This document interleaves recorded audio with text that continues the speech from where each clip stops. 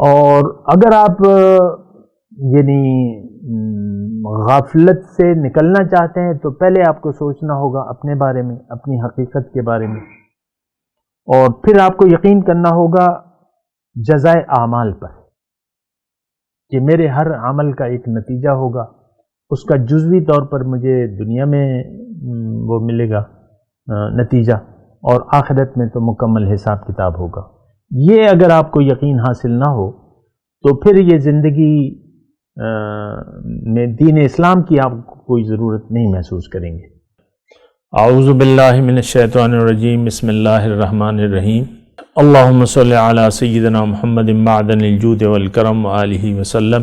سامعین و ناظرین اکرام، السلام علیکم ورحمۃ اللہ وبرکاتہ۔ آج کا ہمارا موضوع یہ ہے کہ دین اسلام کا مقصد۔ دیکھیں، دین اسلام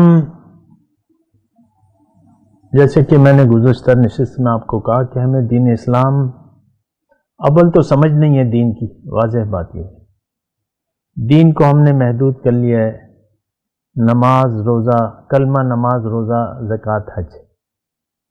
عام طور پہ آپ اپنے ذہن کو جو دیکھیں نا، دفتر میں رشوت کا بازار گرم ہے، اور نماز کا وقت آتا ہے تو سارے لوگ آ جاتے ہیں نماز کے لیے۔ دفتر میں حرام خوری جاری ہے، لیکن جب ظہر کی نماز کا وقت ہوتا ہے، بھئی نماز کا وقت ہے، یعنی آپ نے بس یہ چند باتوں کو دین سمجھ لیا ہے۔ تو خیر، میں دین اسلام کا مقصد کے بارے میں بات کر رہا ہوں۔ اس سے پہلے جو ہے دین اسلام، دیکھیں دین اسلام کا مقصد کیا ہے، اس کو ذرا سمجھیں۔ اللہ تعالیٰ نے انسان کو، ہم سب کو جس مقصد کے لیے پیدا کیا ہے، تو اس کو حاصل کرنے کا ذریعہ، واحد ذریعہ کیا ہے؟ دین اسلام ہے۔ اب دین کیا ہے؟ اس بات کو بھی سمجھیں۔ دین، میں نے آپ کو کہا کہ اللہ کی مرضی سے زندگی گزارنے کا نام کیا ہے؟ دین اسلام۔ اب یہ دین اسلام جب تک آپ اس کے مقصد کو نہیں سمجھیں گے تو پھر آپ دین کو اپنانے پر غور نہیں کر سکتے، ضرورت ہی نہیں ہے۔ آج دیکھ لیں، ہم دین سے بے نیاز ہو کر زندگی گزار رہے ہیں، ہر معاملہ ہماری مرضی پر یعنی وہ ہے، ہر معاملہ جو ہے زندگی کا، ہر معاملہ ہم اپنی مرضی سے کرتے ہیں، اور پھر یعنی دین بذات خود ہمیں غیر واضح ہے کہ یہ کیا چیز ہے۔ ایک تو یہ بات ہے، دین کو ہم نے محدود کر لیا، اس کا مطلب یہ ہے کہ آپ دین کا مقصد بھی نہیں جانتے۔ اور دوسری بات یہ ہے کہ دین اسلام کا مقصد تو یہ ہے کہ اللہ تعالیٰ نے ہمیں اپنے لیے بنایا ہے، اور کوئی اگر اللہ تک پہنچنا چاہتا ہے تو اس کو دین اسلام کے مطابق زندگی گزارنی ہوگی۔ اب اگر آپ کی نیت خالص نہیں ہے تو پھر آپ کی استقامت نہیں ہوگی۔ اگر آپ کی نیت خالص نہیں ہے اور اس میں وہ یعنی بالکل خالص، میں کہہ رہا ہوں نا، آپ اس کی ضرورت نہیں محسوس کرتے تو پھر نیت بھی خالص نہیں ہو سکتی۔ یعنی اپنی پہچان اگر آپ نے نہیں کی ہے یا نہیں کرنا چاہتے، اب آپ کو دین کی کوئی ضرورت نہیں ہے، یہ بات نوٹ کر لیں۔ یعنی انسان اگر اپنے آپ سے غافل ہے تو اس کو دین اسلام کی کوئی ضرورت نہیں ہے۔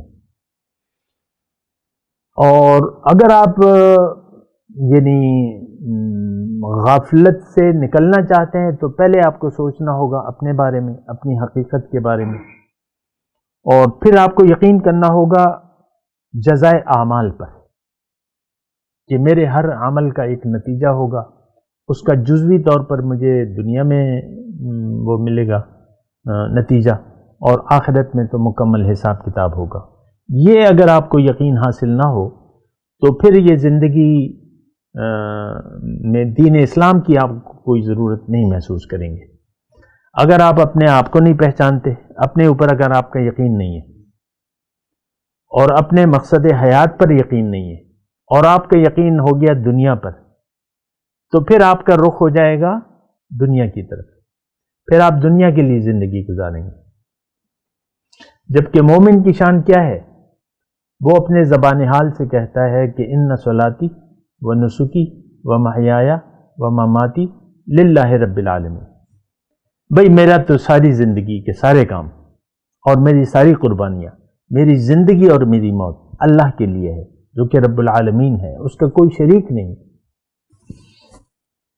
تو دیکھیں ہم نے تو شریک بنائے ہوئے ہیں اللہ کے ساتھ شریک، اللہ کے سوا کوئی مقصد نہیں ہے۔ ہمارے مقاصد زندگی تو بہت ہیں،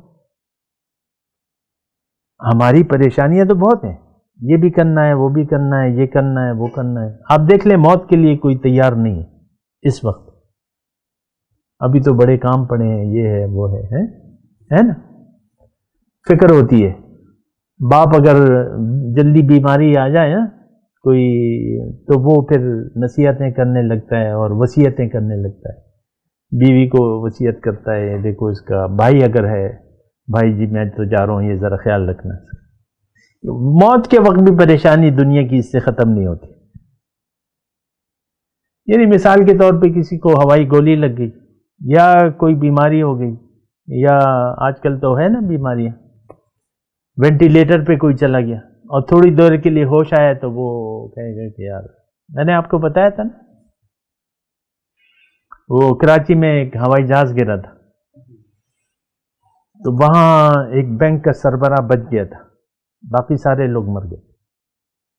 اس سے پھر انٹرویو لینے والے نے پھر بعد میں انٹرویو لیا، کوئی ہڈی پسلی ٹوٹ گئی ہوگی، پھر وہ ٹھیک ہو گیا، پھر وہ عہدے پہ بھی چلا گیا، جو بھی تھا۔ تو وہ انٹرویو لینے والا اس سے پوچھتا ہے کہ یہ آپ نے جب ایسا جہاز کو گرتے ہوئے دیکھا، آپ کی کیا خیالات کیا تھے؟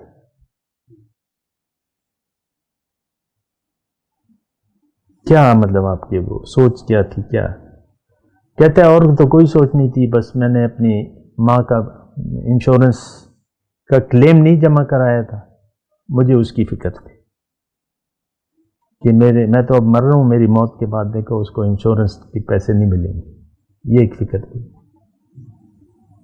اب یہ کون تھا؟ یہ ایک لیجنڈ تھا، ابھی بھی ہے، زندہ ہے، ایک شخص اس حادثے میں بچ گیا تھا۔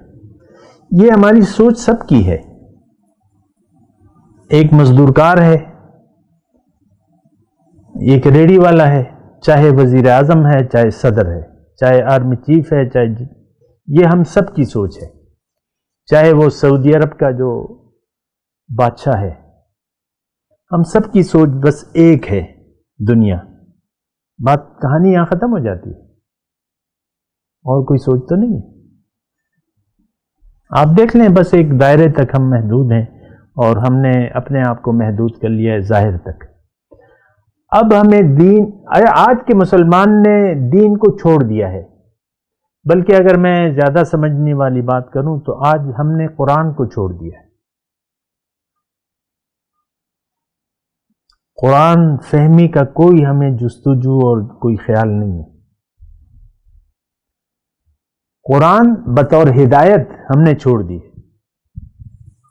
آپ دیکھ لیں قرآن سے تو ہم واقف ہی نہیں ہیں، آپ کے نصاب تعلیم میں قرآن نہیں ہے، فہم قرآن نہیں ہے۔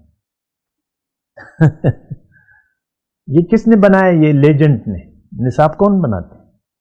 اور یہ کیا ہے؟ یہ ہماری سوچ ہے بس، دنیا۔ حالانکہ ایک چیپٹر ہم رکھ سکتے تھے فہم دین کا، فہم قرآن کا، جہاں اور تم نے اتنے غیر ضروری لازمی کر دیا ہے، تو ایک یہ تو لازمی سے لازمی ہے، وہ ہے نہیں۔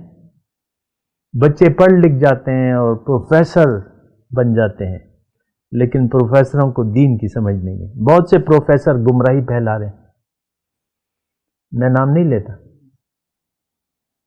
یہ کون جو لوگوں کو پڑھا رہے ہیں؟ وہ بے دینی پھیلا رہے ہیں، جو خود کنفیوز ہیں۔ آپ کے جو یوٹیوب کے موٹیویٹر ہیں، وہ سب دنیا کی بات کرتے ہیں، قرآن کے حوالے دیتے ہیں، حدیث کے حوالے دیتے ہیں، بات دنیا کی ہو رہی ہے، اللہ کی دعوت نہیں ہے۔ یہ موٹیویٹر آپ کو دیکھ لینا، یہ کیا؟ یہ تو ہزاروں روپے فیس لے کے آپ کو لیکچر دینے کے لیے آتے ہیں. 1 لاکھ فیس ہے، کسی کی 2 لاکھ فیس ہے، وہ آتے ہیں اور وہ سارا انتظام آپ کرتے ہیں. تو وہ آپ کو کیا بتاتے ہیں؟ دنیا.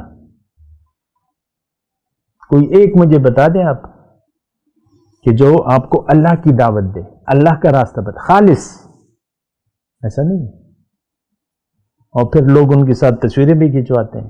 بہت بڑی شخصیت ہے، ہم نے اس کے ساتھ مہدی حسن کے ساتھ لوگوں نے تصویریں کھنچوائی ہیں. تو ہماری نظر میں لیجنڈ یہی لوگ ہیں جو دنیا والے ہیں. 23 مارچ کو آپ دیکھ لیں نشان پاکستان کس کو ملتا ہے؟ کوئی گویا ہے، کوئی ایکٹر ہے، کوئی کیا ہے اور کوئی کیا ہے. بات ختم ہو جاتی ہے. آپ کی سوچ یہ ہے. نشان پاکستان پہلے اس کی تعریفیں ہوتی ہیں. بات کرتے ہیں ایک وقفے کے بعد. وآخر دعوانا ان الحمدللہ رب العالمین. مولاي صل وسلم دائما ابدا على حبيبك خير الخلق كلهم